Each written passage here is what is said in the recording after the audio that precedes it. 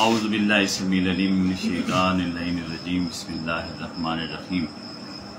محترم حاضرین و ناظرین و سامعین، الحمدللہ آج ہم مرکز علم کی 21ویں نشست میں حاضر ہیں اور لیکچر ہے ہمارا نامہ، جس میں عنوان ہے سبجیکٹ ہمارا حدیث کا۔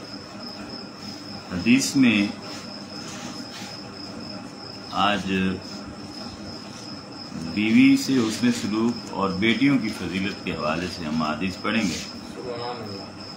امام احمد بن حنبل اور حضرت ابو داؤد رحمہم اللہ یہ روایت کرتے ہیں حضرت معاویہ بن حیدہ سے۔ وہ کہتے ہیں کہ میں نے عرض کیا رسول کائنات کی بارگاہ میں کہ یا رسول اللہ، ما حق و زوجت احدنا علیہ، ہماری بیویوں کے ہم پر کیا حقوق ہیں، ہماری بیویوں کے ہم میں سے کسی پر اس کی بیوی کا کیا حق بنتا ہے؟ تو کالا رسول کائنات نے فرمایا ان تطعمھا اذا طعمت، جب تو کھائے تو اسے بھی کھلا، اکیلا نہیں کھانا بلکہ اسے بھی ساتھ کھلانا ہے، اسے بھی کھلا۔ وتکسوھا اذا اکتسیت اب اکتسبت، اور جب تو کہیں سے کوئی پہننے لگے کپڑا یا کہیں سے کوئی کما کے آئے تو اسے بھی کپڑا وہی پہنا۔ کوئی کمائی کر کے آتے ہو تو اسے صرف اپنی ذات پر خرچ نہ کرو بلکہ اس پر بھی خرچ کرو، اس کمائی سے خود بھی کھاؤ اور اسے بھی کھلاؤ، خود بھی پہنو اور اسے بھی پہناؤ۔ ولا تضرب بالوجہ، اور اس کے منہ پر نہ مار۔ ویسے عام طور پر بھی منع کیا گیا ہے، لیکن عورت کیونکہ ہم اسے اپنی جائیداد سمجھتے ہیں عام طور پر جہالت کے بحث، تو پھر ایسے واقعات اکثر ہوتے رہتے ہیں جو اللہ کے نبی۔ تو فرمایا کہ منہ پر بطور خاص اس کے منہ پر نہیں مارنا۔ مارنا ویسے بھی منع ہے، اخلاق کے خلاف ہے، لیکن چہرے پہ مارنا اسے سختی سے رسول کائنات نے منع فرمایا۔ ولا تکبہ، اور اس کو حقیر بھی نہ جان، برے الفاظ اس کے لیے استعمال نہ کرو۔ ہم جب غصے میں آتے ہیں نا اللہ ماشاء اللہ، تو پھر جو ہمارے منہ میں آتی ہے ہم وہ کہتے چلے جاتے ہیں۔ فرمایا جو بھی کیفیت ہو برے الفاظ سے اسے یاد نہ کرو، برے الفاظ اس کے لیے نہ کہو۔ ولا تہجر الا فی البیت، اور اس سے اگر علیحدگی اختیار کرنا ہے، یعنی ناراضگی ناچاکی تھوڑی بہت ہو جاتی ہے گھر میں میاں بیوی کے درمیان، تو فرمایا ہے کہ ایسی صورتحال میں اگر آپ علیحدہ ہو جائیں، یعنی اس سے ناراض ہو گئے، تو یہ ناراضگی گھر تک رہے، اسے گھر سے نکالنا نہیں، گھر سے نہیں۔ ایک صورت یہ بھی ہے کہ جب گھر سے آپ نکالیں گے نا، تو جو الفاظ آپ نے بیان کیے ہیں نکالتے ہوئے کہ نکل جا، دفع ہو جا، فلاں فلاں جو الفاظ نکلے، اس سے طلاق ہو جائے اگر وہ نکل جائے، اور یہ طلاق بائنہ ہوتی ہے، یعنی 2 طلاقوں کے برابر ہے۔ تو اس لیے ایسے الفاظ سے بھی گریز کرنی چاہیے، اور اگر بالفرض آپ نے کہ اس سے ناراضگی کے باعث اس سے آپ الگ ہیں، یہ بول نہیں رہے، جو کچھ کہہ دیا ہے، تو اسے گھر سے نہ نکالیں۔ ویسے بھی خیر اسلام نے تو یہاں تک دیا ہے کہ اگر آپ نے طلاق بھی دے دی ہے تو وہ عدت آپ ہی کے گھر میں گزارے۔ ہم تو پہلے نکالتے ہیں پھر طلاق دیتے ہیں، یا طلاق دے دیں اگر تو کھڑے کھڑے طلاق دے کر اس سے کپڑے بھی پھینچ لیے، دوپٹے اتار دیے، ہر چیز اس سے لے لی، اور اسے گھر سے کئی ایسی صورت حالات دیکھنے میں ملتی ہیں کہ خاتون کو گھر سے باہر نکال دیا اور اس کے سر پہ دوپٹہ ہی نہیں ہے، پاؤں میں جوتا بھی نہیں ہے، ایسے بھی واقعات ملتے ہیں۔ تو رسول کائنات نے فرمایا کہ وہ تو ایک آخری حد ہے، ابتدائی حد میں بھی آپ اس سے اگر ناراض ہیں تو اسے گھر سے نہیں نکالیں۔ تو یہ اخلاق سکھائے ہمیں اللہ رب العزت کے محبوب نے، گھریلو زندگی کے اخلاق۔ پھر دوسری حدیث ہے بیٹیوں کی فضیلت۔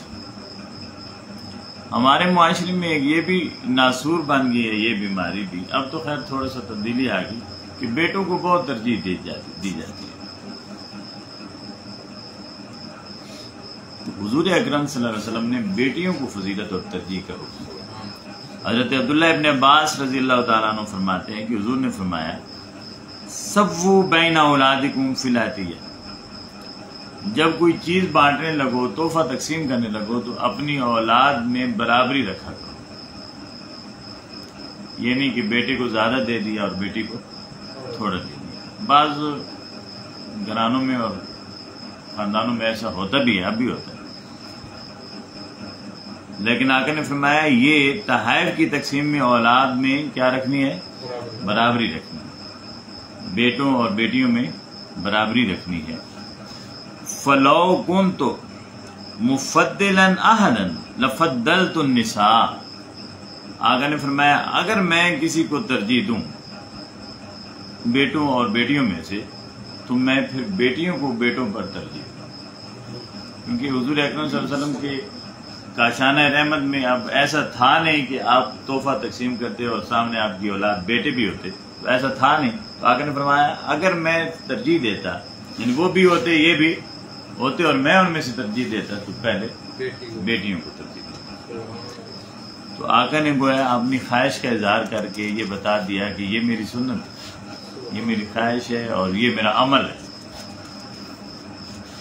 تو حضرت ابن ماجہ رضی اللہ تعالیٰ عنہ رحمۃ اللہ علیہ اور حضرت ابن حبان نے حضرت عبداللہ بن عباس رضی اللہ عنہما سے روایت بیان کی ہے کہ حضور اکرم صلی اللہ علیہ وسلم نے فرمایا ما من رجل تدرک له ابنتان فیحسن الیہما ما صحبتاہ او صحبتہما الا ادخلتاہ الجنہ، کہ اگر کسی آدمی کی دو بیٹیاں ہیں اور ان دو بیٹیوں کے ساتھ وہ اچھے طریقے سے رہا یا وہ بیٹیاں دو اس کے پاس رہیں احسن طریقے کے ساتھ، تو وہ دونوں بیٹیاں اسے بالآخر جنت میں لے کر چلی، جنت میں حسن سلوک سے بیٹیوں کے ساتھ رہنا۔ دو بیٹیاں ہیں تو دو سے زیادہ ہوں تو پھر تو اور زیادہ اولا ہو گیا نا کام۔ تو اگر دو بیٹیاں ہیں اور دونوں کے ساتھ حسن سلوک کے ساتھ رہا تو حسن سلوک کرتا رہا تو بیٹیوں کے ساتھ وہ حسن سلوک اسے جنت میں۔ یہ دو احادیث تھی۔ اب لیکچر نمبر 10 کا ہے جو حصہ ہے تفسیر ترجمہ و تفسیر میں، سائل کے حوالے سے ہے کہ جب کوئی سائل آتا ہے اور ہم بھیک دیتے بھی ہیں لیکن ساتھ ساتھ اس کی عزت نفس بھی مجروح کرتے ہیں، کچھ نہ کچھ جملے بھی کس دیتے ہیں، یہ ہماری کیونکہ عادت بنی ہوئی ہے، اخلاق سے آ رہی ہم لوگ ہیں۔ اللہ رب العزت کیا فرماتا ہے؟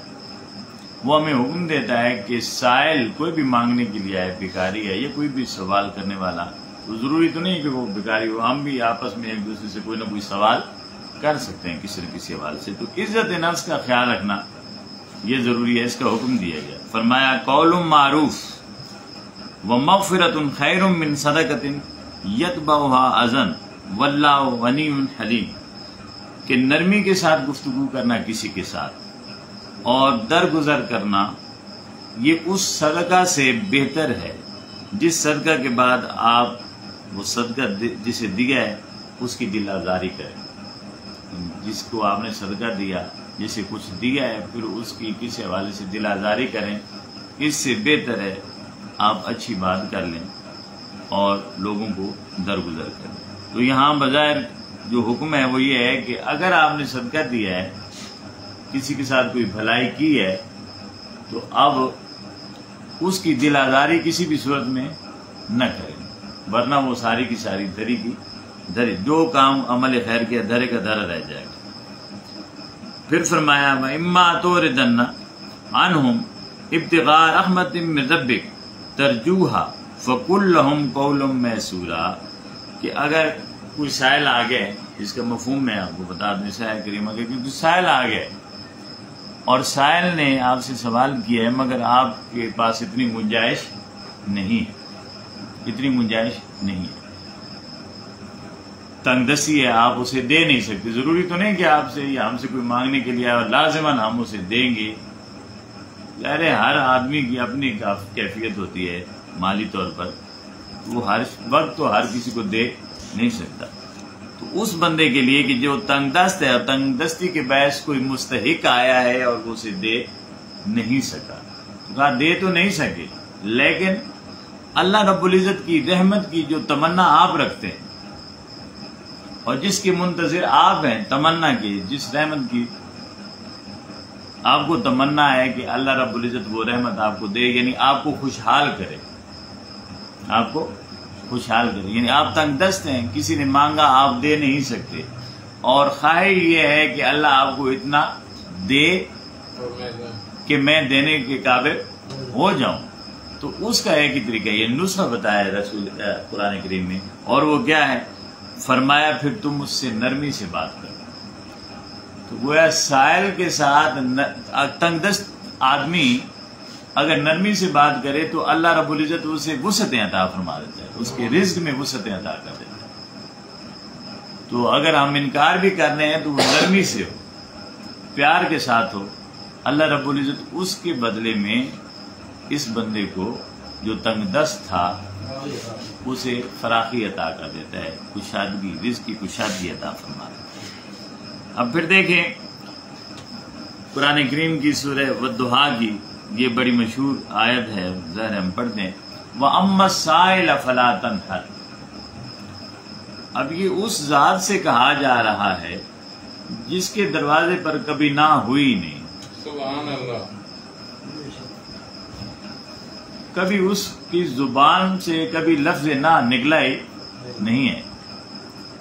اعلیٰ حضرت کو بڑا خوبصورت شعر تھا نا کہ ملتا نہیں کیا کیا دو جہاں کو تیرے در سے، سبحان اللہ، ملتا نہیں کیا کیا دو جہاں کو تیرے در سے، ایک لفظ نہیں ہے کہ تیرے لب پہ نہیں ہے، سبحان اللہ، ایک لفظ نہیں ہے کہ تیرے لب پہ، یعنی ہر چیز ملتی ہے. اگر کوئی کہے کہ کچھ ایسا بھی ہے جو نہیں ملتا، ہاں نہیں ملتا، کیا نہیں ملتا؟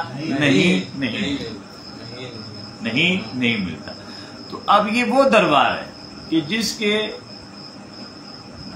جس دربار سے نہیں کا تصور ہی نہیں ہے. اب اللہ اور رسول میں یہ فرق ہے، اللہ کی دربار سے کبھی کبھی نہیں ہو جاتی لیکن مصطفیٰ کے دربار سے نہیں. اللہ اپنے محبوب پر یہ الزام لگنے ہی نہیں دیتا، نہیں کا الزام لگنے. وہ کہتا ہے میں اسے سہ لوں گا، اگر کوئی مجھے الزام دے کہ یہ نہیں دیتا تو ٹھیک ہے دیتا رہے، میں نہیں دیتا، قادر ہوں.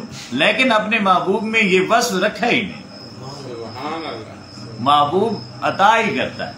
یہ شان اللہ نے ایسی محبوب کو عطا کی ہے جو اس نے خود کو بھی عطا نہیں کی، جو اس کی اپنی بھی یعنی اس کے نہیں ہے، لیکن اس نے محبوب کو یہ وصف عطا کر دیا. گویا یہ مصطفیٰ کریم کو اللہ رب العزت نے ایک ایسا اختیار دے دیا ہے، کلی اختیار، کہ مصطفیٰ کی زبان سے نہیں یہ زیب بھی نہیں دیتی. یہ آقا کا ایسا اس نے بنا دیا کامل، ایسا کامل بنا دیا. تو اب وہ ایسی ہستی ہے کہ جس کے لب پر نہیں ہوتی، اس ہستی سے اللہ تعالیٰ فرما رہا ہے وَأَمَّا السَّائِلَ فَلَا تَنْهَرْ، کہ جب کوئی سائل آئے تو اسے جھڑکنا نہیں ہے، اسے دھتکارنا نہیں ہے، اسے انکار نہیں کرنا. یعنی یہ اسے کہا جا رہا ہے جو انکار کرتا ہی نہیں ہے. تو یہاں سے یہ اس بات کو سمجھ لینا چاہیے کہ اس ذات کے ساتھ اللہ رب العزت ہم کلام ہے کہ محبوب جھڑکنا نہیں، جو پہلے ہی جھڑکتا نہیں ہے. تو یہ ہمارے لیے کتنا ضروری ہے اور کتنا لازم ہے ہمارے لیے کہ ہم سائل کو کسی بھی صورت میں جھڑکیں نہیں، یعنی نہیں ہے تو کم از کم نرمی سے گفتگو سے ضرور کریں، اور اللہ پھر اس کا بھی صلہ عطا کرتا ہے، صلہ عطا فرماتا ہے. پھر دیکھیے فرمایا مستحقین کو بھوک میں کھانا کھلائیں، کھانا کھلائیں. تو اس کے لیے آیت جو پہلی آیت ہے سورہ دہر کی، اور یہ آل بیت اطہار کی شان میں، اور جو علی کا گھرانہ ہے فاطمۃ الزہرا کے آنگن کی بات بھی ہے اس میں، رضی اللہ تعالیٰ عنہما سب عنہم۔ وَيُطْعِمُونَ الطَّعَامَ، وہ کھانا کھلاتے ہیں، علی حبی، اللہ کی محبت میں، مسکیناً، مسکین کو، یتیماً، یتیم کو، واسیرا، اور قیدی کو۔ تو یہ واقعہ اگر آپ نے سنا ہوا ہوگا یقیناً کہ حضرت امام حسن اور امام حسین علیہ السلام یہ دونوں بیمار ہو گئے تو منت مانی حضرت فاطمۃ الزہرا نے کہ یہ ٹھیک ہو گئے تو ہم 3 روزے رکھیں گے۔ اب انہوں نے ظاہر ٹھیک ہو گئے تو پھر روزے رکھے، تو گھر میں تھا کچھ نہیں کہ جس سے افطاری کی جاتی، تو حضرت علی المرتضیٰ نے دن بھر مزدوری کی اور اس کے معاوضے میں کچھ جو لے لیے، جو حضرت سیدہ کائنات نے وہ خود پیسے۔ اور یہ بھی بڑی دلچسپ بات ہے، ایک شعر مجھے یاد رہا ہے حسنی شاہ صاحب کا، وہ کہتے ہیں یہ چکی سیدہ کی چل رہی ہے، یہ چکی سیدہ کی چل رہی ہے، زمانہ جس کا لنگر کھا رہا ہے، سبحان اللہ، زمانہ جس کا لنگر۔ تو یہ آیت بھی ہے، یتیم کھائیں، مسکین کھائیں، اسیر کھائیں، زمانہ کھائے۔ چکی چلتی ہی اس لیے ہے کہ زمانہ اس در سے لنگر کھائے، زمانہ جس کا لنگر کھا رہا۔ تو روزے رکھے، چکی چلائی، جو پیسے، کھانا تیار ہوا، دروازہ کھٹک گیا، صدا آئی کہ میں مسکین ہوں اور بھوکا ہوں، سارا کھانا اٹھا کر انہیں دے دیا۔ دوسرے دن پھر روزہ رکھا، پھر صدا آ گئی، وہ افطاری کا وقت، کھانا تیار ہے، سب کچھ سج گیا ہے، افطاری کرنے کا وقت آ گیا، مسکین یتیم آ گیا، آواز دی کہ میں یتیم ہوں، بھوکا ہوں، کچھ کھانا کھلا دیجیے۔ وہ سارا کھانا پھر اسی کو اٹھا کر دے دیا۔ وہ ہوتا کہاں تھا اتنا زیادہ کہ چلو جی 1-2 روٹیاں دے بھی دیں تو ہمارا کون سا چنگیز سے کم ہو رہا ہے، وہ ہوتا ہی اتنا کچھ تھا کہ بس انہوں نے کون سا ہماری طرح کھانا ہوتا تھا زندگی کا آخری کھانا سمجھ کر، جیسے ہم کھاتے ہیں ویسا کب انہوں نے کھانا وہ دے دیا۔ تیسرے دن پھر روزہ رکھا اور پھر وہ صدا آئی، کہنے لگا میں اسیر ہوں، قیدی ہوں، بھوک لگی ہے، کھانا کھلانے۔ آپ نے اسے اٹھا کر دے دیا اور خود پانی پی گیا تینوں دن۔ تیسرے دن جب یہ کیفیت ہوئی تو جبریل، اللہ تو سارا منظر دیکھ رہا تھا، منظر دیکھ رہا تھا۔ جب تیسرا دن یہ مکمل ہوا، منت پوری ہوئی، تو اللہ رب العزت، اب یہ دیکھیں نا، جو اللہ کی نگاہ میں ہو اس سے بڑی تو بنا ہی کوئی نہیں ہے، جو اللہ کی نگاہ میں۔ اب یہ کیفیتیں تینوں دنوں کی، اور اللہ دیکھ رہا ہے، ویسے بھی دیکھتا ہے لیکن جب وہ محبت سے دیکھتا ہے تو اس کا دیکھنا پھر کیسا دیکھنا ہوگا۔ تو وہ سارا منظر 3 دن تک مسلسل اس گھرانے کو دیکھ رہا ہے اور ان کی بخششوں کو دیکھ رہا ہے اور ان کی قربانیوں کو دیکھ رہا ہے اور ترجیحات کو دیکھ رہا ہے۔ تو پھر جبریل کو بھیجا کہ جاؤ خوشخبری سنا دو، وَيُطْعِمُونَ الطَّعَامَ، وہ لوگ جو کھانا کھلاتے ہیں، مسکیناً، ایک دن مسکین کو، وَيَتِیمًا، دوسرے دن یتیم کو، اور تیسرے دن وَأَسِیرًا، اسیر کو کھلاتے ہیں۔ تو اللہ رب العزت نے ان کے ساتھ محبت کا اور یہ اپنائیت کا ایک اظہار فرمایا اور خوشی کا اظہار فرمایا۔ تو اس سے یہ بھی ایک بات جو سمجھ آتی ہے کہ یہ آیت پڑھ کر ہمیں آل بیت کی شان تو سمجھ آ گئی، لیکن یہ سمجھنا چاہیے کہ آل بیت کو یہ شان ملی کیوں، یہ مقام ملا کیوں ہے، کیوں ملا؟ یتیموں، مسکینوں، اسیروں کے سر پہ ہاتھ رکھنے، انہیں کھلانے اور ان کی بھوک مٹانے سے ملا۔ یعنی آج بھی اگر ہم وقار ہونا چاہتے ہیں، کوئی عزت اور کوئی مرتبہ پانا چاہتے ہیں، تو پھر اللہ کی مخلوق کے یتیم، مسکین، اسیر، جو ضرورت مند ہیں، جو محتاج ہیں، جو بھوکے ہیں، انہیں کھانا کھلائیں، ان کے کام آئیں، ان کی ضرورتوں کو پورا کریں۔ تو گویا ہمیں یہ درس دیا گیا ہے کہ آپ جو مستحق ہیں ان کے حقوق آپ ادا کریں، اللہ فرماتا ہے آپ کے حقوق میں خود ادا کریں۔ سبحان اللہ۔ پھر فرمایا اگلی آیت میں، لا یؤاخذکم اللہ باللغو فی ایمانکم، اب یہاں پھر کھانا کھلانے کی اصل میں تو ترغیب ہے، لیکن یہاں ایک اور بات بھی ہے. جیسے ہم قسمیں کھاتے رہے، قسموں میں سب سے پہلے تو یہ سن لیں کہ کوئی قرآن کی قسم کھائیں، رسول کی قسم کھائیں، ماں کی قسم کھائیں، پیر کی قسم کھائیں، بیٹے کی قسم کھائیں، یہ قسمیں کوئی حیثیت نہیں رکھتی. جو قسم شریعت میں مانی جاتی ہے وہ صرف اللہ کی قسم. اور جتنی بھی ہم قسمیں کھاتے ہیں ان کی کوئی وقت اور ویلیو نہیں ہے. ہم تھانوں میں کھائیں چاہے کچہریوں میں کھائیں، کہ باپ کی قسم ہے، یہ ماں کی قسم ہے، یہ پیر کی قسم ہے، یہ رسول کی قسم ہے، یہ قرآن کی قسم ہے، ان کی کوئی حیثیت نہیں ہے قسموں میں، شریعت میں، فقہ میں. قسم ایک ہی ہے، اللہ کی قسم. ہاں جی، ان کی کوئی حیثیت ہی نہیں، شرعاً اس کا کوئی حیثیت ہی نہیں. وہ قرآن پاک کی جو قسم کہیں یا گواہی دیں وہ الگ ایک عذاب یا گناہ ان پر ہے، وہ جھوٹا ہے. تو اگر وہ سچا بھی ہے تو وہ کیونکہ قرآن کو انہوں نے اتنا ڈی ویلیو کیا ہے کہ اپنے معاملوں میں وہ قرآن کو لاتے. اللہ کو یہی غیرت ہے کہ میرے ساتھ جو سلوک کریں. قسم کھانے سے ظاہر ایک تیسرے کو انوالو کیا نا. قسم یہ ہوتی ہے کہ آپ ایک تیسرے کو انوالو کر رہے ہیں، اپنے سچے جھوٹے معاملے میں انوالو کر رہے ہیں. اللہ کہتا ہے میرے مخلوق کو میرے ساتھ رہو، میری مخلوق میں سے کسی کو انوالو مت کرو. معاملات تمہارے ہیں، ان معاملات میں مجھے انوالو کر سکتے ہو، مجھے کچھ فرق نہیں پڑتا. مگر یہ نہیں کہ میرے رسول کی قسمیں کھاتے رہو یا قرآن کی قسمیں کھاتے رہو یا میری مخلوق میں سے کسی کی بھی، وہ چاہے تمہارا باپ ہے، بیٹا ہے، اولاد ہے، ماں ہے، پیر ہے، مرشد ہے، بڑا ہے، چھوٹا ہے، کم تر ہے، برتر ہے، جیسا بھی ہے تو میری مخلوق میں، اس میں سے وہ قسمیں نہیں کھانی چاہیے، اس کی غیرت گوارا نہیں کرتی. یہ احترام انسانیت بھی ہے اور احترام مخلوق بھی ہے. مخلوق تو اللہ رب العزت کی جو قسم اپنی ہے شرعاً وہی قسم اور اسی پر مواخذہ ہے.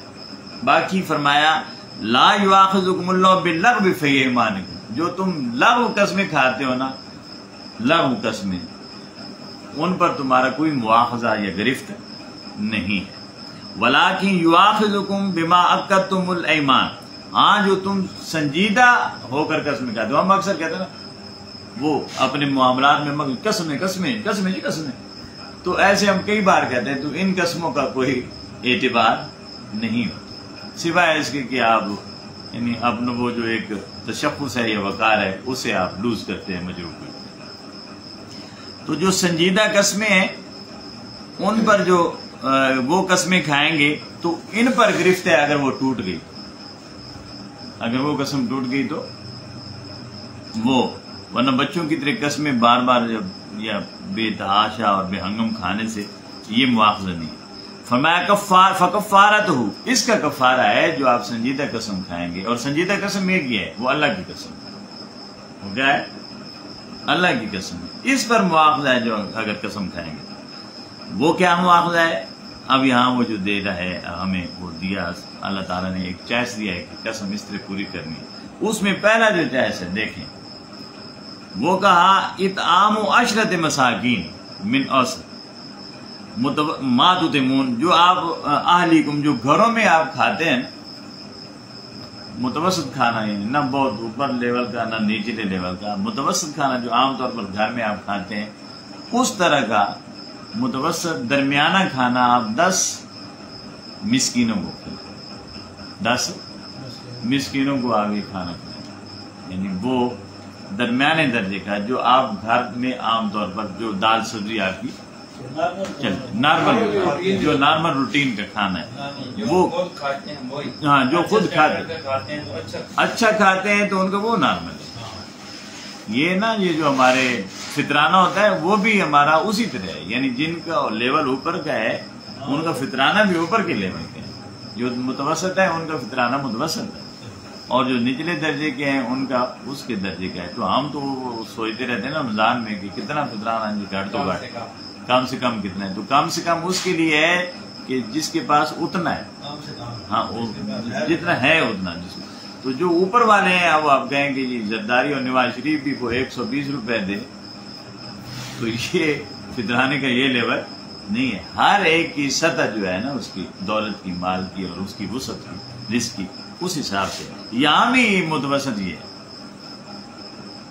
تو جو کھانا وہ کھاتے ہیں عام روٹین کا اس گھر میں چلتا ہے. وہ امیر ہیں تو جو اس کا چلتا ہے، جو غریب ہیں تو جو ان کا چلتا ہے، جو اس سے بھی کم ہے، متوسط ہیں یا اوپر نیچے، تو جیسا چلتا ہے وہ ویسا کھانا کھلانا ہے. اور یہ جو ترجیح ہے وہ کیا ہے؟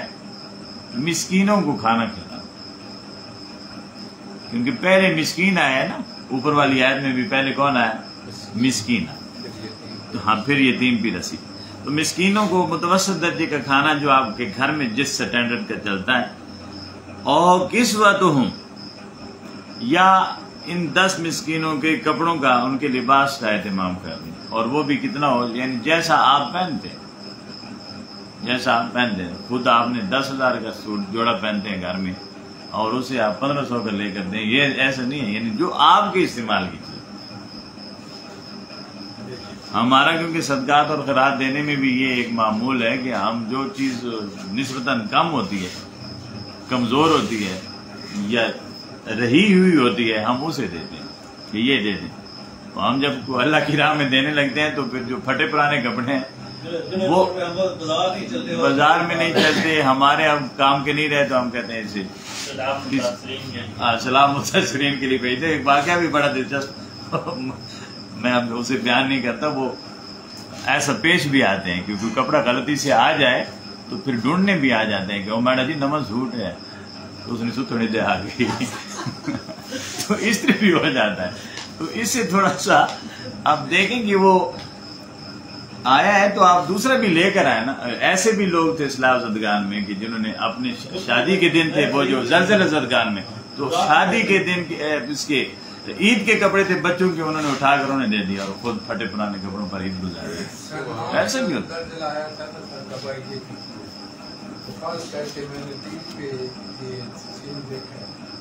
جو ہم نے پنجاب یا مختلف شہروں سے ٹرک بھر کر گئے ہیں کپڑے، تو آپ یقین کریں کہ استعمال کی جو بات ہی اور ہے.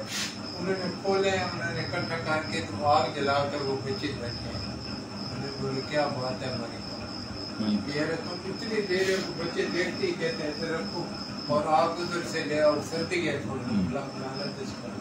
بس. یہ بھی ہماری نفسیات ٹوٹے ہوئے پہننے کے قابل ہی نہیں ہے، وہ دے ڈال کر دے.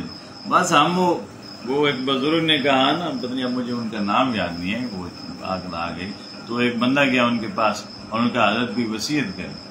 تو وہ کہنے لگے کہ آپ اللہ کو اگر آپ سے اپنی ذات سے بڑا نہیں سمجھتے تو کم از کم اپنے جتنا ضرور سمجھیں، اپنے برابر ضرور سمجھیں. تو وہ استغفر اللہ کرنے لگا. ہم بھی اسی طرح کرتے ہیں، یہ کیا ہوا جی؟ تو وہ تو کہنے لگا حضرت کیا یہ کیا بات ہوئی، اللہ تو بڑا بڑا ہے، آپ یہ کیسے کہہ رہے ہیں؟ ایسا تو بندہ سوچ بھی نہیں سکتا. وہ کچھ دن گزر گئے، بات آئے گی جب ہوئی تو کوئی فقیر آیا، یا وہ بزرگ فقیر، کیونکہ مجھے وہ پورا ایسے نہیں آ رہا. انہوں نے کہا آج میرے پاس مہمان ٹھہرے، تو انہوں نے پھر گلی سے روٹی بھی ساتھ پراٹھے بھی اور سب کچھ، ہاں وہ سارا دے دیا انہیں. تو اب انہوں نے کیا کیا، وہ فقیر آ گیا، جو اچھی روٹی تھی وہ خود کھا دی، اور جو گلی سڑی تھی یا باسی تھی وہ اسے پکڑا دی. تو صبح جب ہوئی تو ہم جب وہ پہنچے تو پھر جانے لگے تو کہا کہ مجھے کوئی وصیت کر. تو آپ نے کہا کہ بس یہ ہے کہ اللہ کو اگر بڑا نہیں سمجھتا تو کم از کم اپنے برابر ضرور سمجھیں.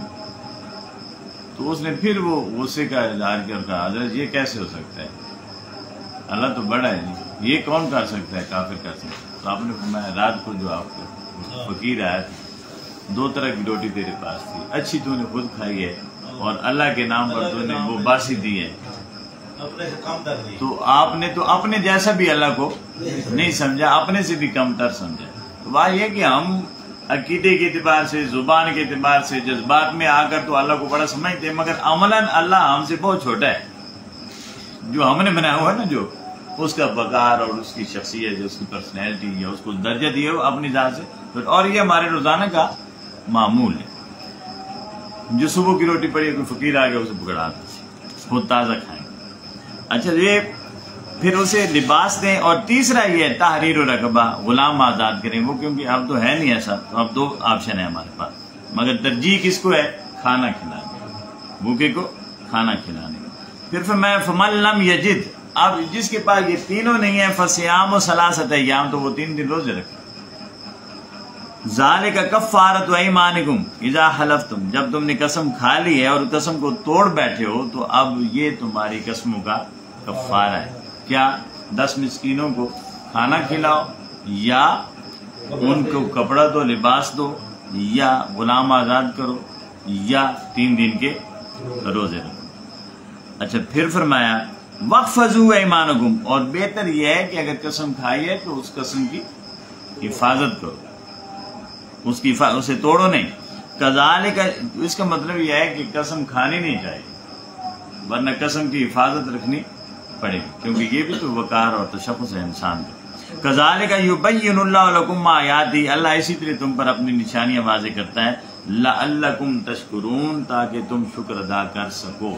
اب یہاں جو شکر کی کیا کیفیت ہے، یعنی اللہ رب العزت نے تمہیں ریلیکس دیا کہ توڑ دیا ہے تو چلو ٹھیک ہے اس پر یہ کر دو، تو یہ شکرانہ ہے. اور شکرانے کے طور پر کیا ہے، یعنی مسکینوں کو کھانا کھلانا، یہ اللہ کی نعمتوں کے شکر ادا کرنا ہے. انہیں کپڑے پہنانا اللہ کی نعمتوں کا شکر ادا کرنا ہے. آپ کو غلام ہے تو اسے آزاد کرنا ظاہر ہے اس کی نعمتوں کا شکر ادا کرنا ہے. اور روزے پھر آخر پر آئے جو اپنی ذات کے ساتھ ہوگا، یہ بھی اس کی ذات کا شکر ادا کرنا ہے. تو شکر ادا کرنے کے طریقوں میں اس آیت میں جو ہمیں معلوم ہوا، وہ شکر ادا کرنے کے جو طریقے ہیں مختلف، ان میں سے سب سے بہترین طریقہ کیا ہے، ضرورت مند بھوکے کو کھانا. اللہ رب العزت ہمیں ایک آیت رہ گئی، میں اسے پڑھ لوں پھر اسے ختم. وما سلککم فی سقر، ان سے پوچھا جائے گا لوگوں سے جو دوزخ میں جائیں گے، تو کہا جائے گا کہ دوزخ میں تمہیں کیا چیز لے گئی. پوچھنے والے پوچھیں گے، کہا جائے گا ان سے کہ تمہیں دوزخ میں کیا لے کر جا رہا ہے. تو یہ بڑی غور طلب بات ہے. میں کہ پوچھا جائے گا کہ کیا چیز تمہیں ہانک کر لے گئی دوزخ کی طرف، تو وہ کہیں گے قالو لم نکو من المصلین، ایک تو یہ کہ ہم نماز نہیں پڑھتے تھے، وَلَمْ نَكُ نُطْعِمُ الْمِسْكِينَ، اور مسکینوں کو کھانا نہیں کھلاتے. نماز نہیں پڑھتے تھے اور مسکینوں کو کھانا نہیں کھلاتے تھے. اب یہ نماز کا ذکر پہلے ہے، وہ کیوں ہے؟ اس کے لیے پوری سورت الماعون ہے. اگر اس کا آپ ترجمہ پڑھیں تو وہ نماز بھی مسکین کو کھانا کھلانے کے بعد شروع ہوتی ہے. یہاں تو لفظ پہلے آ گیا نا مسلم، تو دراصل وہ نماز ہے جو یتیم اور مسکین کو، ارأیت الذی یکذب بالدین فذلک الذی یدعو الیتیم، جو یتیم کو دھکے دیتے ہیں، ولا یحض علی طعام مسکین، اور مسکین کو کھانا کھلاتے میں رغبت نہیں دلاتا. فویل للمصلین، وہ نمازی جو یتیم کو دھکے دے کر آ رہا ہے، مسکین کو بھوکا چھوڑ کر آ رہا ہے، وہ نمازی فویل، اس کے لیے ہلاکت ہے اور تباہی. تو نماز بھی جو ہمیں پڑھائی جا رہی ہے وہ یتیموں اور مسکینوں کے دھیان رکھنے کے بعد پڑھائی جا رہی ہے کہ نماز بھی یہ ہے، اور نماز ہوگی بھی وہی جو ضرورت مندوں کی ضرورتوں کو پورا کرنے کے بعد ادا کی جائے. اللہ رب العزت ہمیں یہ جو کچھ ہم نے آج پڑھا ہے اس پر عمل کرنے کی اور اپنی زندگیوں کو سنوارنے کی توفیق عطا فرمائے، اور اپنے اخلاق میں، کردار میں، اسوہ میں یہ تبدیلیاں لانے کی جو ضرورت ہے اس کی ہمیں توفیق عطا فرمائے. وما علینا الا البلاغ المبین. ایک سوال جو پچھلی بار تھا اور میں نے کہا تھا اگلی بار بتائیں گے، طارق صاحب نے کہا تھا کہ فرض کی رکعتیں بالفرض اگر ہو جاتی ہیں 4 اور 4 کے بعد آپ بھول کر اٹھ گئے 5ویں کے لیے، تو 5ویں چوتھی رکعت میں آپ نے قعدہ کیا تھا، یعنی بیٹھے تھے اور آپ پھر کھڑے ہو گئے. اگر کھڑے ہو گئے تو اب سجدے تک پہنچنے سے پہلے آپ واپس آ سکتے ہیں اور سجدہ صاحب کریں گے تو آپ کی نماز مکمل سجدے سے پہلے تک آپ کہیں بھی آ گئے ہیں، کیونکہ وہ رکعت مکمل ہو جائے گی بعد، تو سجدے سے پہلے لوٹ کر آپ آ سکتے ہیں 5ویں رکعت میں. سجدہ صاحب کریں گے پھر، اور اس کے بعد سلام کر دیں گے. 5ویں رکعت ظاہر باطل ہو جائے گی اور 4 رکعتیں آپ کی ہو جائیں گی.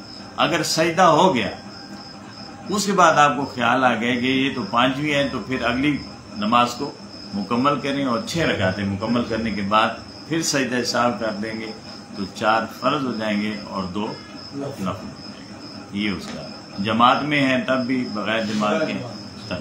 अच्छा, अगर ये जो फर्ज है, और अगर एक और बात, अगर आपने कादा दूसरा नहीं किया तो नमाज बातिल हो जाए।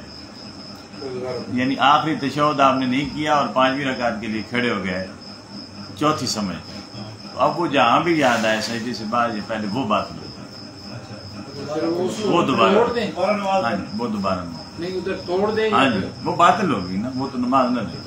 हाँ, फिर दोबारा पढ़े। तो ये फर्ज फर्ज नमाज में आखिरी जो 2 रकातें हैं, उनमें अगर सूरत बंदा मिला लेता है तो सजदा साफ करना चाहिए।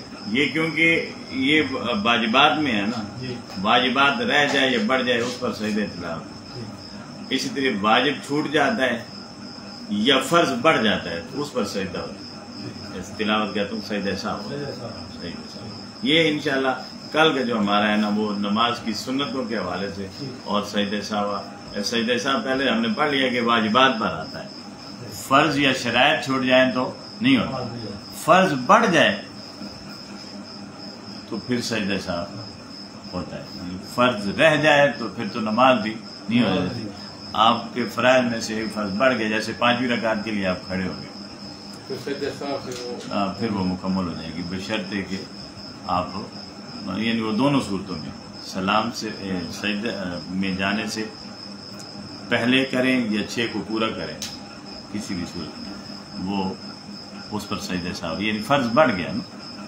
कई आदमी जो क़याम में खड़े होते हैं, हाँ जी, उनके तो पाँव लेटे रहते हैं। ये जो पाँव है ना, सुन्नत तरीका ये है, ये कल इंशाल्लाह हम पढ़ेंगे कि इन सब को किबला रूह होना चाहिए, उंगलियां पाँव की भी हाथ। ये हाथों की भी किबला रूह होनी चाहिए। लेकिन अगर बिलफर्ज नहीं है तो ये सुन्नत है, इसमें कोई ऐसी ये नमाज में इसका फर्क नहीं होता, ऐसा हो जाती है नमाज। हाँ, वो जो है होंगे तो उंगलियां जाएंगी ना, नहीं छेड़ते रहते हैं, पाँव को आगे पीछे हिलाते रहते हैं। हाँ, वो जो हरकत पूरा पाँव उठा दिया, पूरा पाँव आगे रहेगा, पूरा पाँव दांत होता है, आस्ते आस्ते आगे पीछे करते हैं, दांत होता है।